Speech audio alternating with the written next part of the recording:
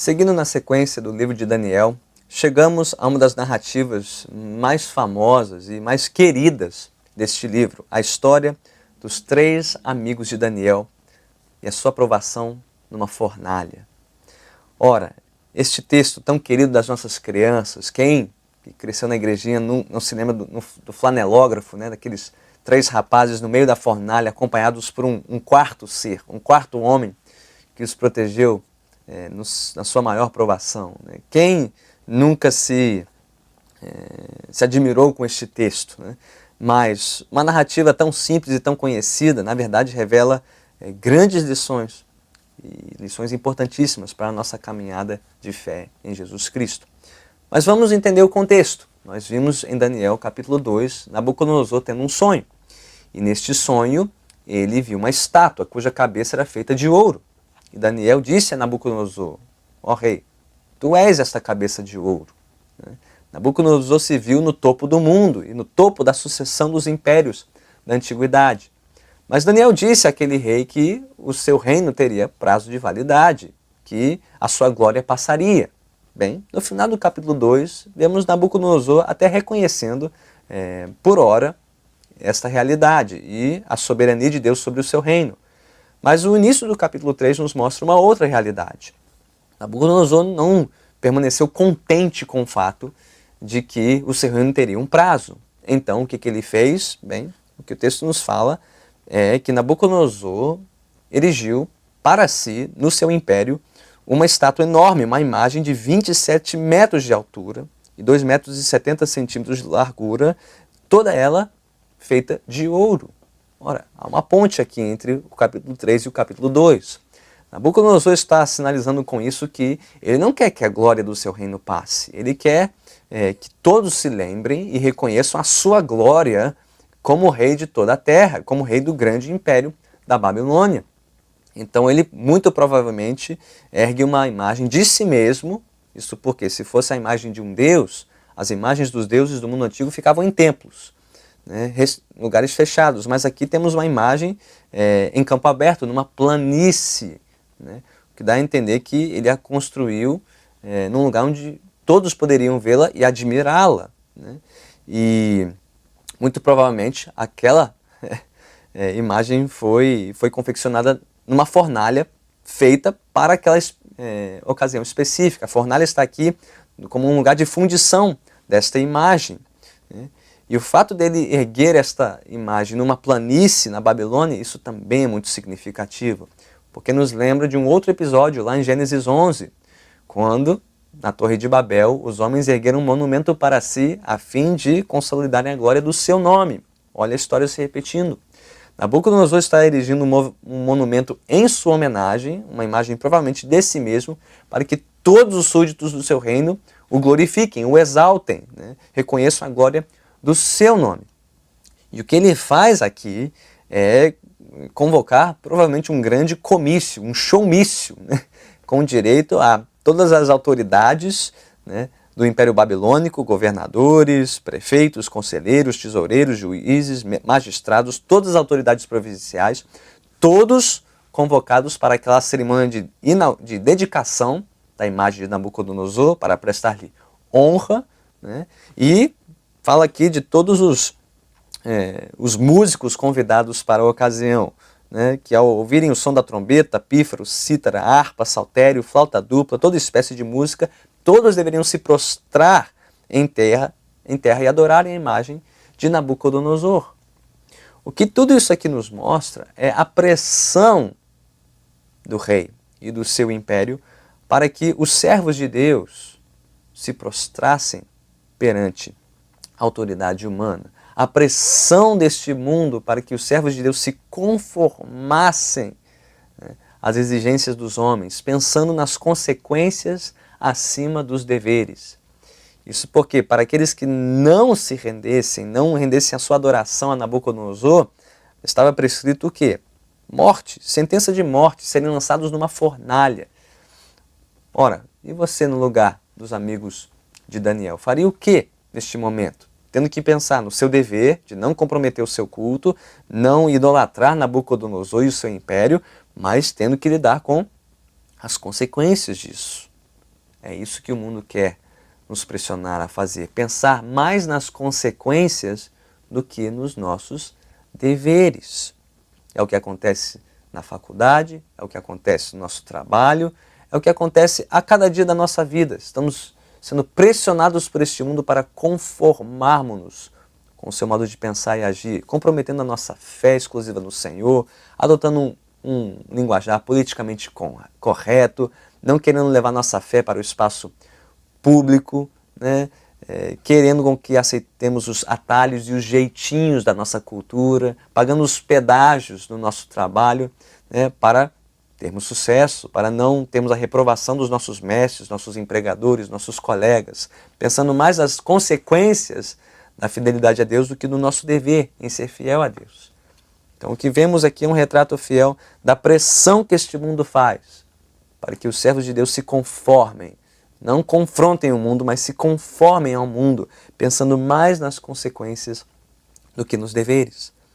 Mas o que vemos aqui na reação dos amigos de Daniel, e não sabemos por que Daniel não está no relato, se estava em missão em outra parte do império, não sabemos, mas se ele estivesse aqui, muito provavelmente ele teria a mesma postura que Sadraque, Mesaque e Abdenego. Nós vemos aqui a decisão desses rapazes de considerarem os seus deveres acima das consequências. E note aqui a dinâmica do texto a partir do versículo 8. Você deve ler o texto todo o capítulo 3, para entender aqui a sequência da narrativa.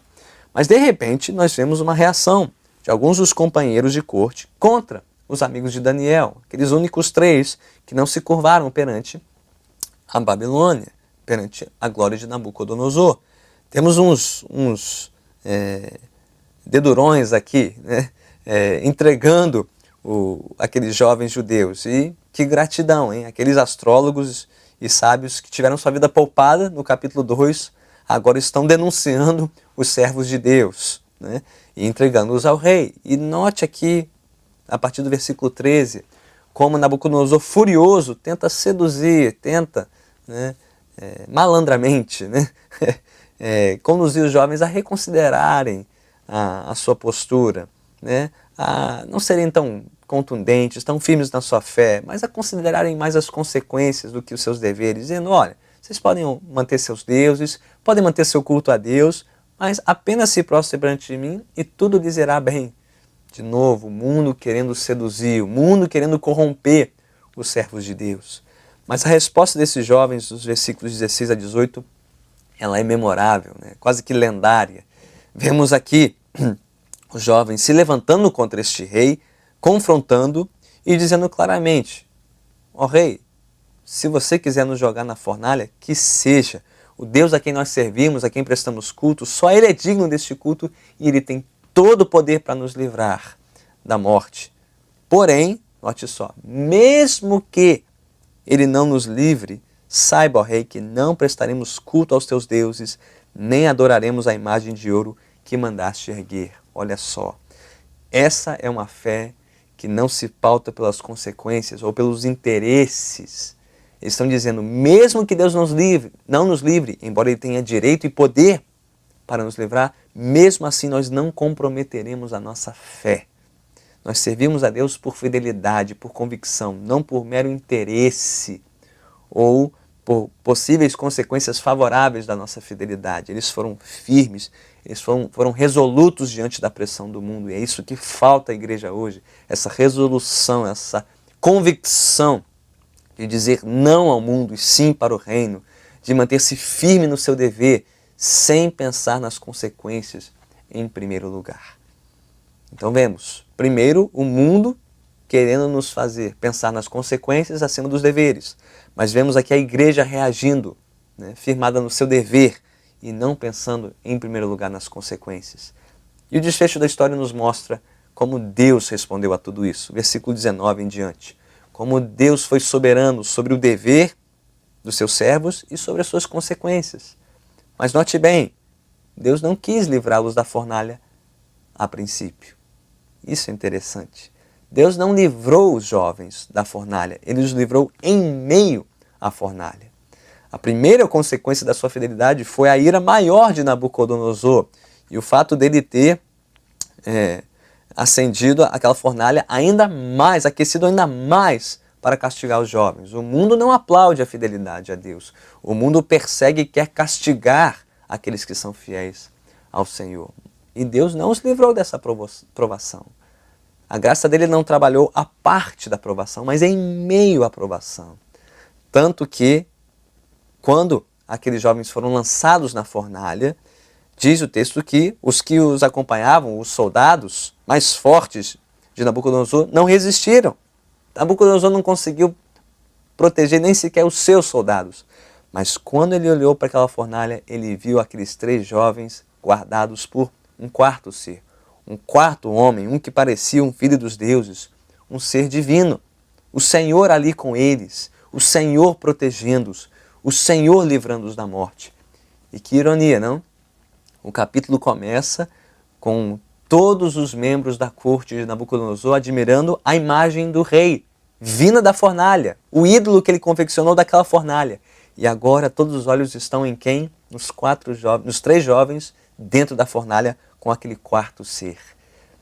Começamos o capítulo com a glória do homem e terminamos com a glória de Deus. Deus Emanuel, Deus conosco, Deus que se faz presente na vida daqueles que são provados por este mundo, provados pela sua fé em Cristo, mas que são guardados pelo poder, pela fidelidade e pela misericórdia do Senhor.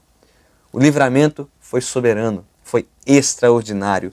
Nem Nabucodonosor resistiu. Ele termina o capítulo nos versículos 28 e 29, louvando a este Deus em alta voz. Ele que começou o capítulo pedindo o louvor dos homens para si, termina o capítulo louvando a Deus pela sua glória, pelo seu poder, pela sua majestade. E, meus irmãos, é assim que será no fim da história. É assim que será quando Jesus Cristo voltar. Quando ele reunir os seus, todo joelho se dobrará, toda língua terá que confessar que só há um soberano, só há um rei de toda a história. Os que tiverem que pagar o preço pela fé no Senhor aqui, o farão, sabendo que o nosso dever é cumprir o nosso dever. As consequências, como dizia Charles Spurgeon, as consequências pertencem a Deus. As consequências não estão debaixo do nosso controle. O nosso dever como igreja é cumprir o nosso dever, sermos fiéis. O que acontecerá a partir daí? Ora, isso pertence a Deus e a Deus somente. Então, se não temos sido fiéis em nossos deveres como igreja, na nossa fé, na nossa proclamação, no nosso serviço e no nosso testemunho, se temos fugido da provação, se não temos resistido às pressões deste mundo, então que busquemos o perdão do Senhor agora, mas que também peçamos mais, peçamos o seu poder para resistirmos firmes, para sermos fiéis como aqueles 3 jovens, sabendo que em toda e qualquer provação, de qualquer natureza que for, qual seja a sua adoração, Deus está conosco. Assim como esteve com aqueles 3 jovens na fornalha, Ele é Deus Emanuel, Ele é Deus conosco, Ele jamais nos abandonará.